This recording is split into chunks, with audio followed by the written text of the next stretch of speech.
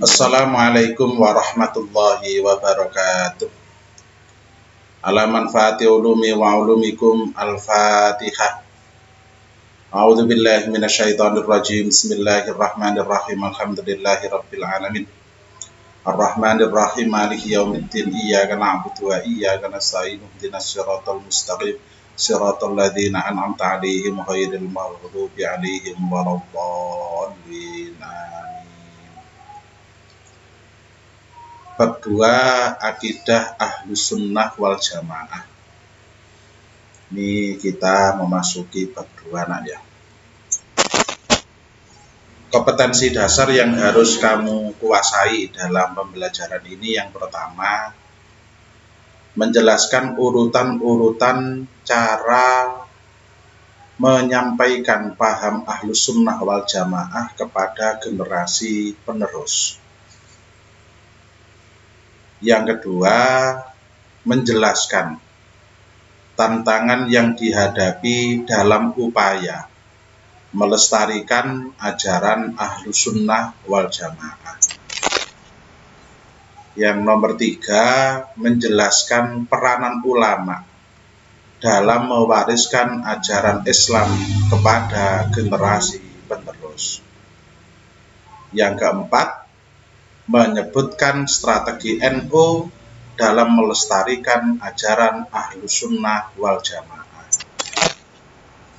Kita masuk pada materinya. Yang A, menyampaikan ajaran Ahlus Sunnah wal Jamaah kepada generasi penerus. Ajaran Nabi Muhammad SAW diteruskan kepada sahabat. Kemudian para tabi'in, setelah itu muncullah beberapa ulama.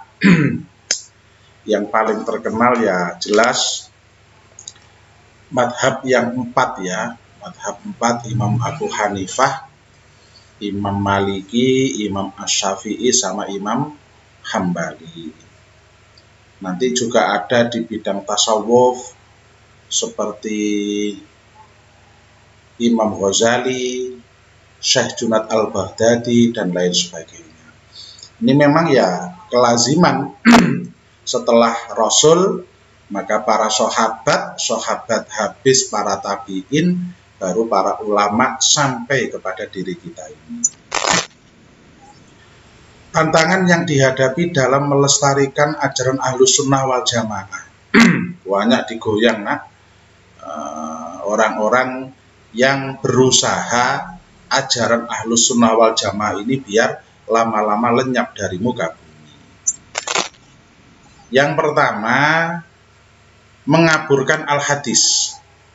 Ada gerakan tidak mau hadis, hanya Al-Quran saja. Banyak alasannya.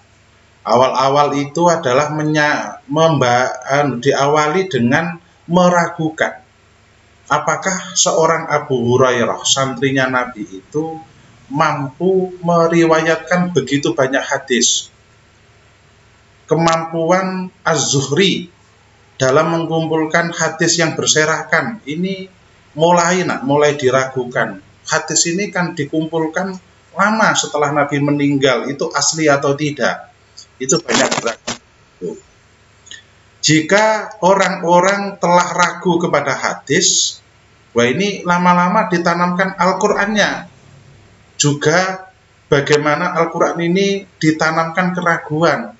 Apakah aslinya itu tetap atau sudah berubah? Yang kedua, itu secara fundamental ya, Al-Quran sama Al-Hadis sudah digoyang. Sekarang yang selanjutnya adalah menganjurkan penggunaan akal yang sebebas-bebasnya. Toh agama juga menyuruh penggunaan akal. Tapi kalau kita kaji beneran, bahwasannya akal itu harus tunduk pada nas Al-Quran dan Al-Hadis, boleh. Tetapi kalau sudah berbenturan dengan Al-Quran dan Al-Hadis, maka kita berhusnudon akal kita yang belum sampai, bukan menyalahkan Al-Quran dan Al-Hadis. Gitu. Ini istilah-istilah faham-faham yang dikembangkan oleh orang-orang yang ingin mengaburkan ajaran Ahlus Sunnah wal Jamaah. Intelektualisme, faham yang mengatakan bahwa dengan akal saja manusia akan dapat mencapai segala tujuan hidupnya. Tidak perlu Quran, tidak perlu hadis, tidak perlu apa, cukup dengan akal saja. Ini intelektualisme, jelas ini salah. Materialisme, paham yang mengajarkan bahwa yang paling menentukan hidup manusia adalah benda.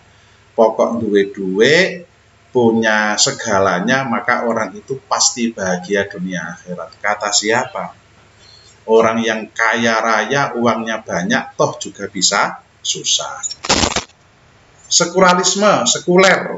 Sekulerisme itu paham yang mengajarkan bahwa manusia harus dapat memisahkan secara tegas antara dunia dan ukhrawi. Ini berkembang, nak, semua agama itu sama.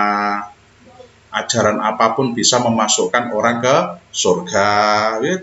Jelaslah kalau kita innad dina indallahil Islam. Yang paling benar agama itu adalah Islam menurut kita. Terserah menurut mereka.